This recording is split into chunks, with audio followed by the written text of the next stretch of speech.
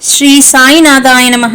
శ్రీ సాయి సచ్చరిత్రము 7వ అధ్యాయము. అద్భుతావతారము, సాయిబాబా వైఖరి, బాబా యోగాభ్యాసములు, దౌతి, ఖండయోగము, బాబా సర్వాంతర్యామిత్వము, కారుణ్యము, కుష్ఠిరోగి భక్తుని సేవ, కాపాడే కుమారుని ప్లేగు వ్యాధి, బాబా పండరీ ప్రయాణము. అద్భుత అవతారము. సాయిబాబా హిందూ అన్నచో వారు మహమ్మద్దీయుని వలె కనిపించేడివారు. మహమ్మద్దీయుడు అనుకున్నచో హిందూ మత ఆచార సంపన్నుడుగా గాన్పించుచుండెను. ఆయన హిందువా లేక మహమ్మద్దీయుడా అన్న విషయము ఇదమిద్దముగా ఎవ్వరికీ తెలియదు. బాబా శాస్త్రోక్తముగా హిందువుల శ్రీరామనవమి ఉత్సవము జరుపుచుండెను. అదే కాలమందు మహమ్మద్దీయుల చందనోత్సవము జరుపుటకు అనుమతించెను. ఈ ఉత్సవ సమయమందు కుస్తీ పోటీలను ప్రోత్సహించుచుండువారు.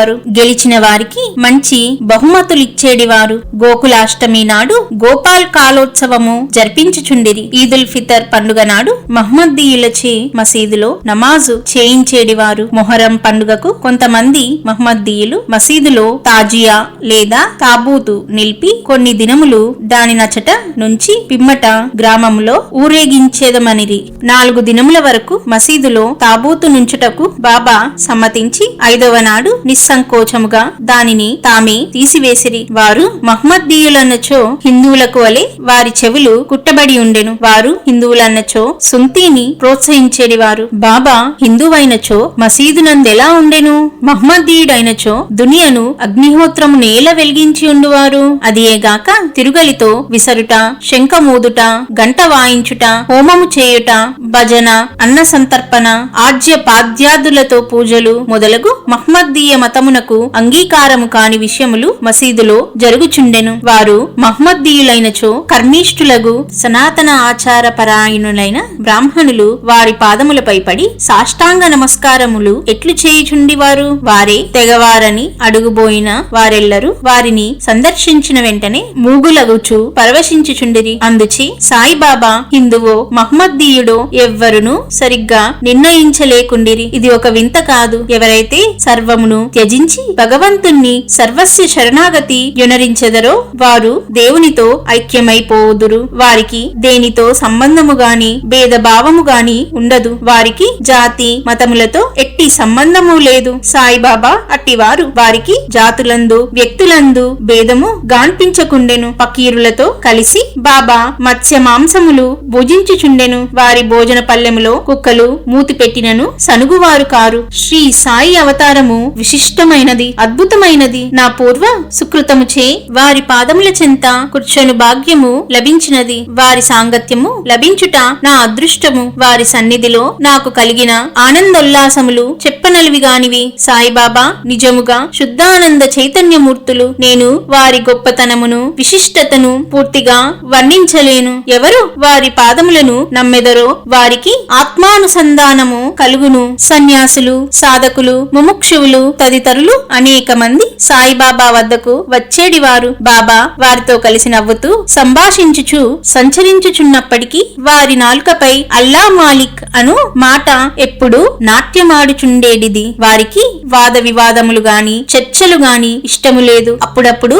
కోపము వహించినప్పటికీ వారెల్లప్పుడూ శాంతముగాను సంయమముతోనూ ఉండేడివారు. ఎల్లప్పుడూ పరిపూర్ణ వేదాంత తత్వమును బోధించుచుండువారు. ఆఖరు వరకు బాబా ఎవరో ఎవ్వరికి తెలియనే లేదు. వారు ప్రభువులను భిక్షకులను ఒకే రీతిగా ఆదరించిరి. అందరి అంతరంగములందు గల రహస్యములన్నీ బాబా ఎరింగేడివారు. బాబా ఆ రహస్యములను వెలిబుచ్చగానే అందరూ ఆశ్చర్యమగ్నులగుచుండిరి. వారు సర్వజ్ఞులైనప్పటికీ ఏమియూ తెలియని వాని వలె నటించుచుండిరి. సన్మానములన్నచో వారికి ఏమాత్రము ఇష్టము లేదు. సాయిబాబా నైజమట్టిది. మానవ దేహముతో సంచరించుచున్నప్పటికీ వారి చర్యలను బట్టి చూడ వారు సాక్షాత్తు భగవంతుడనియే చెప్పవలెను. వారిని చూచిన వారందరూ వారు షిరిడీలో వెలిసిన భగవంతుడనియే అనుకునుచుండిరి. వట్టి మూర్ఖుడనైన నేను బాబా మహిమలనెట్లు వర్ణించగలను?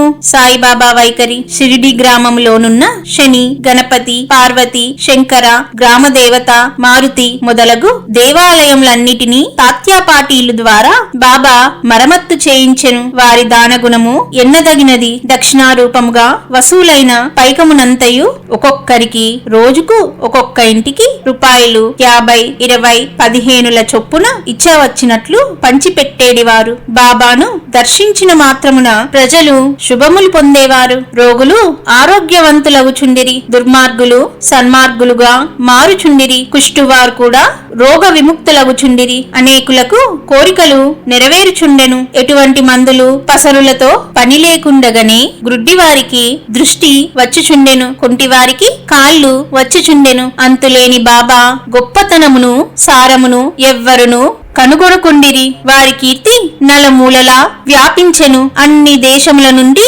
భక్తులు షిరిడీకి తండోపతండములుగా రాసాగిరి. బాబా ఎల్లప్పుడూ దునికెదురుగా ధ్యానమగ్నులై కూర్చున్నేడివారు. ఒక్కొక్కప్పుడు మలమూత్ర విసర్జన కూడా అక్కడే చేసేవారు. ఒక్కొక్కప్పుడు స్నానము చేసేవారు, మరొక్కప్పుడు స్నానము లేకుండానే ఉండేవారు. తొలి దినములలో బాబా తెల్లటి తలపాగా, శుభ్రమైన దోవతి చొక్కా ధరించేవారు. మొదటి రోజులలో వారు వైద్యం చేసేవారు. గ్రామములో రోగులను పరీక్షించి ఔషధము ఇచ్చేడివారు. వారి చేతితో ఇచ్చిన మందులు అద్భుతముగా పనిచేయుచుండేడివి.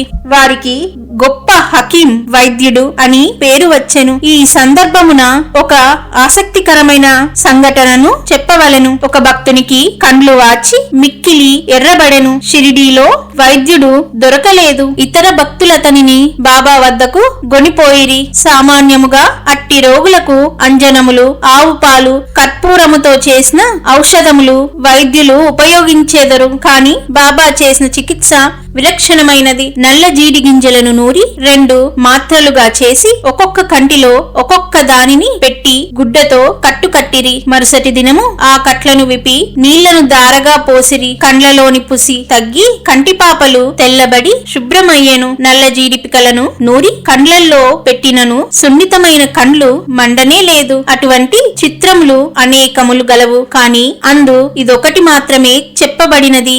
బాబా యోగాభ్యాసములు. సాయిబాబాకు సకల యోగ ప్రక్రియలు తెలిసియుండెను. దౌతి, ఖండయోగము, సమాధి మునగు షడ్విధ యోగ ప్రక్రియలందు బాబా ఆరితేరినవారు. అందులో 2 మాత్రమే ఇక్కడ వర్ణింపబడినవి. దౌతి మసీదుకు చాలా దూరమున ఒక మర్రి చెట్టు కలదు. అక్కడొక బావి కలదు. ప్రతి 3 రోజులకొకసారి బాబా ఇచ్చటకు పోయి ముఖ ప్రక్షాళనము, స్నానము చేయుచుండెను. ఆ సమయములో బాబా తన ప్రేవులను బయటికి వెడలగ్రక్కి వాటిని నీటితో శుభ్రపరచి ప్రక్కనున్న నేరేడు చెట్టుపై ఆరవేయుట షిరిడీలోని కొందరు కండ్లారా చూచి చెప్పిరి. మామూలుగా దౌతి అనగా 3 అంగుళముల వెడల్పు, 22.5 అడుగుల పొడవు గల గుడ్డను మిరింగి కడుపులో అరగంట వరకు ఉండనిచ్చి పిమ్మట తీసెదరు. కాని బాబా చేసిన దౌతి చాలా విశిష్టము, అసాధారణమైనది. ఖండయోగము. బాబా తన శరీర అవయములన్నీయు వేరు చేసి మసీదునందు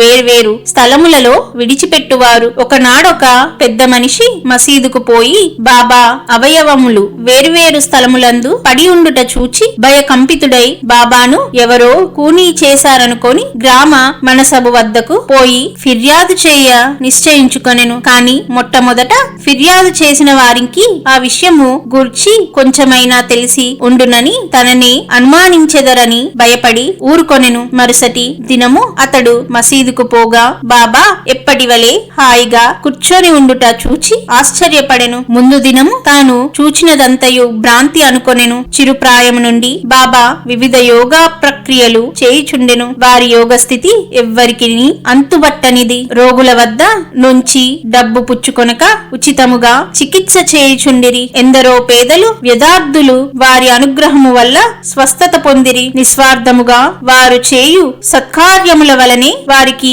గొప్ప కీర్తి వచ్చెను. బాబా తన సొంతము కొరకు ఏమీయూ చేయక ఇతరుల మేలు కొరకే ఎల్లప్పుడూ పాటుపడేవారు. ఒక్కొక్కప్పుడు ఇతరుల వ్యాధిని తమపై వేసుకొని ఆ బాధను తాము అనుభవించేవారు. అటువంటి సంఘటన ఒక దానిని ఈ దిగువ పేర్కొందును. దీనిని బట్టి బాబా యొక్క సర్వజ్ఞత, దయార్థ హృదయము విదితమగును. బాబా సర్వాంతర్యామిత్వము, కారుణ్యము 1910వ సంవత్సరము గణత్రయోదశి నాడు అనగా దీపావళి పండుగ ముందు రోజున బాబా దుని వద్ద కూర్చుండి చలి కాచుకొనుచు దునిలో కట్టెలు వేయుచుండెను. దుని బాగుగా మండుచుండెను. కొంతసేపైన తరువాత తరువాత హఠాత్తుగా కట్టెలకు మారు తన చేతిని తినులో పెట్టి నిశ్చలముగా ఉండిపోయిరి. మంటలకు చెయ్యి కాలిపోయెను. మాధవుడనే నౌకరును మాధవరావు దేశపాండేయు దీనిని చూచి వెంటనే బాబా వైపుకు పరుగిడిరి. మాధవరావు దేశపాండే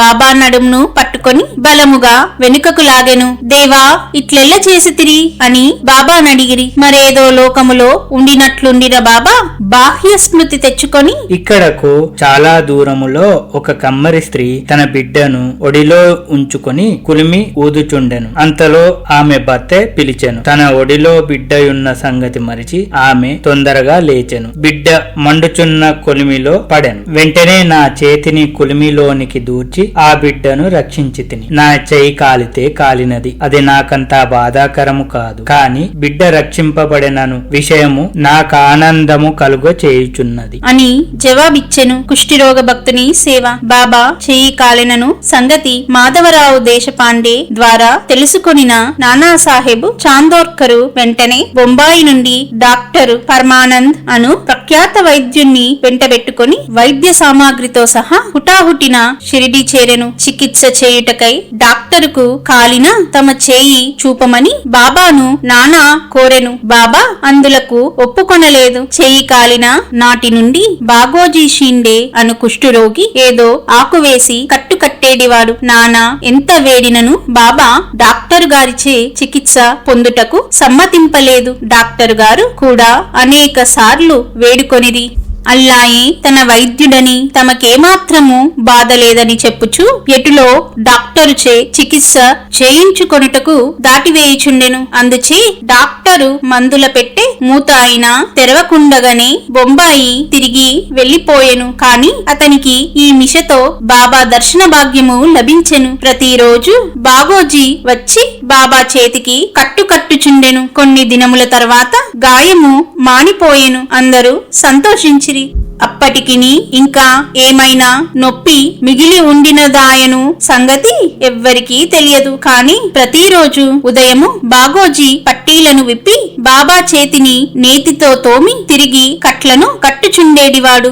బాబా మహాసమాధి వరకు ఇది జరుగుచూనే ఉండెను. మహాసిద్ధ పురుషుడైన బాబాకిదంతయు నిజానికి అవసరము లేనప్పటికీ తన భక్తుడైన బాగోజీ అందుగల ప్రేమచే అతడునచ్చు ఉపాసనను గైకొనెను. బాబా లెండీకి పోనప్పుడు బాగోజీ బాబా తలపై గొడుగు పట్టుకొని వెంట నడిచేడివాడు. ప్రతిరోజు ఉదయము బాబా దునియొద్ద కూర్చొనగానే బాగోజీ తన సేవా కార్యము మొదలిడువాడు. బాగోజీ గత జన్మయందు చేసిన పాప ఫలితముగా ఈ జన్మమున కుష్ఠిరోగముచే బాధపడుచుండెను. వాని వ్రేళ్లు ఈడ్చుకొని పోయియుండెను. వాని శరీరమంతయు చీముకారుచు దుర్వాసన కొట్టుచుండెను. బాహ్యమునకు అతడెంత దురదృష్టవంతుని వలె గాన్పించున్నప్పటికీ అతడు మిక్కిలి అదృష్టశాలి, సంతోషి. ఎందుకనగా అతడు బాబా సేవకులందరిలో మొదటివాడు. బాబా సహవాసము పూర్తిగా అనుభవించినవాడు. కాపాడే కుమారుని ప్లేగు వ్యాధి. బాబా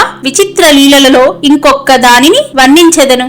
అమరావతి నివాసియగు దాదాసాహెబు కాపాడ్డే భార్య తన చిన్న కొడుకుతో కలిసి షిరిడీలో కొన్ని దినములుండెను. ఒకనాడు కాపాడ్డే కుమారునికి తీవ్ర జ్వరము వచ్చెను. అది ప్లేగు జ్వరము క్రింద మారెను. తల్లి మిక్కిలి భయపడెను. షిరిడీ విడిచి అమరావతి పోవలననుకొని సాయంకాలము బాబా బూటీవాడ వద్దకు వచ్చుచున్నప్పుడు వారిని సెలవు అడగబోయెను. గద్గద కంఠముతో తన చిన్న కొడుకు ప్లేగుతో పడి ఉన్నాడని బాబాకు చెప్పెను.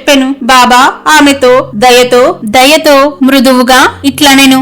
ప్రస్తుతము ఆకాశము మబ్బు పట్టి ఉన్నది. కొద్దిసేపటిలో మబ్బులన్నీయు చెదిరిపోయి ఆకాశము నిర్మలమగును. అట్లనుచు బాబా కఫ్నీని పైకెత్తి చంకలో కోడి గ్రుడ్లంతా పరిమాణము గల 4 ప్లేగు పొక్కులను చూపుచు, నా భక్తుల కొరకు నేనెట్లు బాధపడదనో చూడుము, వారి కష్టములన్నీయు నావే. ఈ మహా అద్భుత లీలను చూచిన జనులకు మహాత్ములు తమ భక్తుల బాధలు తామెట్లు స్వీకరింతురో అను విషయము స్పష్టమయ్యేను. మహాత్ముల మనసు మైనము కన్నా మెత్తనిది. వెన్నెవలే మృదువైనది. వారు భక్తులను ప్రత్యుపకారమేమియు ఆశించక ప్రేమించెదరు. భక్తులని తమ స్వజనులుగా భావించెదరు. బాబా పండరీ ప్రయాణము. సాయిబాబా తన భక్తులనెట్లు ప్రేమించుచుండెనో, వారి కోరికలను అవసరములు ఎట్లు గ్రహించుచుండెనో అను కథను చెప్పి ఈ అధ్యాయమును ముగించెదను. నానా సాహెబు చాందోర్కరు బాబాకు గొప్ప భక్తుడు. అతడు